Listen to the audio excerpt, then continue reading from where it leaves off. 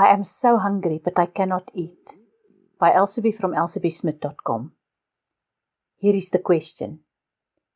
One day, about a year ago, I felt as if something was stuck in my throat and it wouldn't go away. To cut a long story short, I've since been the subject of every imaginable medical test with no results.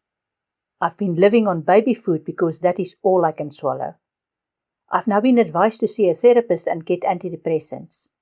I don't know where to turn next, and I would love to eat a decent meal again. Here is my answer. I can understand your frustration and even feel your hunger. Here is something you can try with no side effects, unlike antidepressants. It may be possible that around the time you stopped eating, things were happening in your life that you found very difficult to deal with. I'm writing this intuitively, so I will try to put it into the right words. If your life at that time was such that you just couldn't stomach it, and you had to swallow your words, it may be that your body reacted by creating a blockage that you are experiencing as such discomfort. It is also possible that whatever incident or emotions your body expresses in such a way is still a bit much for you to deal with, and that you will find it difficult to recall any of it, like trauma that results in memory loss. Here is a safe and cheap and very powerful way to deal with it. Get yourself an A4 exercise book and a pen. Set your alarm for 30 minutes earlier than you need to get up every morning and write 3 pages in that A4 book. Don't worry about what you write. Just open your eyes and write 3 pages and then stop. Why do you need to do this so early in the morning? Because when you're awake, your brain is still in sleep mode. There's normally a little sensor in your head that, for example, tells you what not to say or how to count your words with some people. And while your brain is still in sleep mode, that little sensor is still asleep and you can write freely. Why only 3 pages?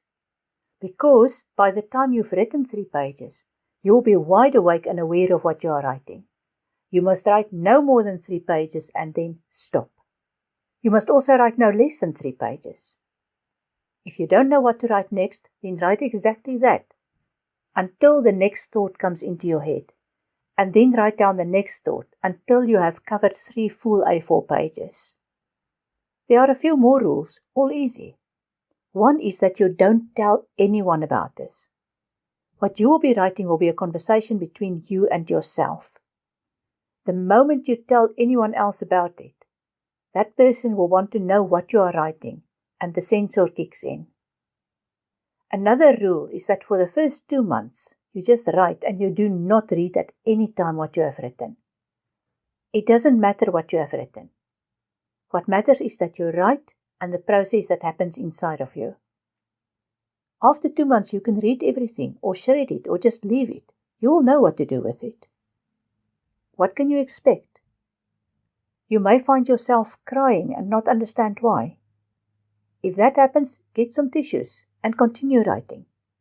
You may find that your handwriting changes to bigger or smaller letters all over the page rather than on the lines and so on. It doesn't matter. What matters is that you follow all the rules. You may also find that you write things that at other times might be shocking to you. All the more reason not to tell anyone about this, because it's nobody's business except yours. You will eventually find that you write down a question and then write down the answer, especially to questions that you now cannot answer. Let me know how this goes, and I will send lots of healing energy to you as well. Find more of Elsabie Smith's books in hard copy, Kindle and audio on Amazon, or as audiobooks from your favorite audiobook provider.